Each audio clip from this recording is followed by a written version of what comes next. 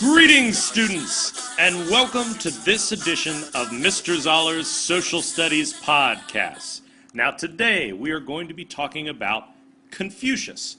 Confucius was a philosopher who lived over 2,500 years ago in ancient China. Confucius is arguably one of the most influential philosophers who ever lived, and the teachings of Confucius, which are known as Confucianism, still impact China and really even the rest of the world today. All right, what did Confucius believe? Well, he was primarily concerned with relationships, human relationships, whether these be social relationships in between different people or political relationships between rulers and their subjects. He thought that there was fundamentally a proper way that people should behave towards each other. So, how does Confucius believe that people should treat each other? Well, he felt like everybody had their own role to play depending on the different types of relationships. And according to Confucius, there are 5 basic relationships in the world. One relationship is between a ruler and a subject, the relationship between a father and son, the relationship between a husband and a wife, the relationship between an older brother and a younger brother, and then the relationship between a friend. Now, Confucius didn't necessarily believe that all of these relationships were equal to each other. But he did believe that every party kind of had their own responsibilities in the relationship. And Confucius would say that if all members of society uphold their duties, then society is going to be a lot more stable and more harmonious. Let me give you an example. Confucius would say an important relationship is that between the father and the son. A son is supposed to be loyal and obedient to the father. And that gives us the idea of filial piety, which is an important kind of social glue in ancient Chinese society. Filial piety means loyalty to the family and to the male head of the house. It dictates that the son is to follow the wishes and commands of his father. However, the father has responsibilities as well.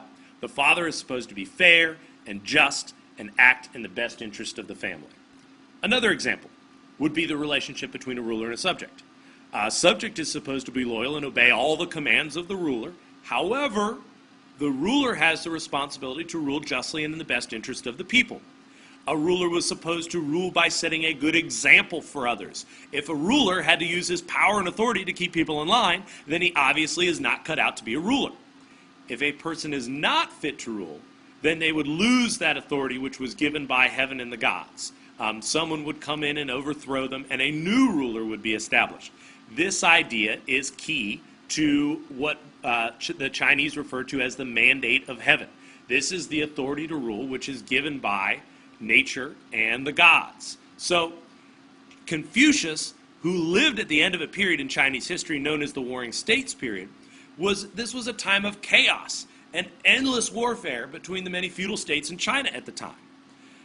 Without a doubt, the disorder and upheaval of this time period influenced the thinking of Confucius. Confucius wanted to restore the mandate of heaven because he believed that it would end the fighting and bring peace and stability to China. Now, Confucius attracted many followers who wished to study and learn from Confucius. The sayings and ideas of Confucius were collected by these disciples and compiled in a book called the Analects. Through the study of the Analects, one can still learn about the philosophy of Confucius. Confucius taught about the importance of the family, about respect for one's elders, and reverence for one's past and for one's ancestors. He emphasized morality, justice, and orderly social relationships. These are the key ideas that we need to understand about the teachings of Confucius. Well, that's it for today's Social Studies podcast.